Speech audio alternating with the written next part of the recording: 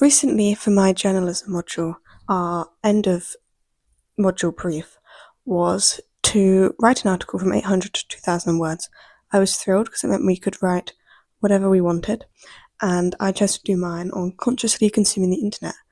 I did very well on it, the best I've ever done so far. So you can read it in my blog, which is linked in my bio. But I came up with 4 rules for how I thought we should, or me mainly, consume the internet. The first one was that we should do everything individually, which means we should write in our journals and then watch the show rather than doing them at the same time, in my opinion. Obviously, everyone is different.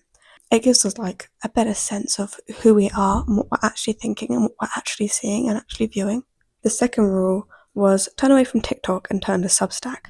But that is not meant like never watch TikTok, only read Substack. It's just meant to mean that if you want to learn something from the internet and from social media, then TikTok is not really your place.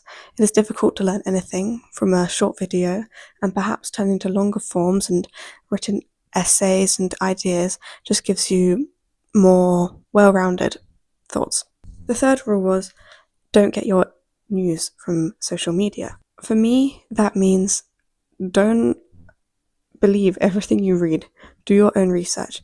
I feel like that's quite obvious, but I'm not sure it is anymore, that people just tend to believe everything they see. The fourth rule and the final rule was don't just consume, create.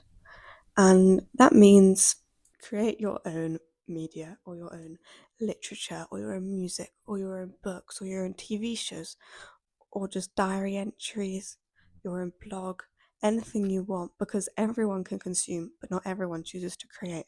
And to be able to create lets us put our own perception of the world into it. Thank you so much for watching.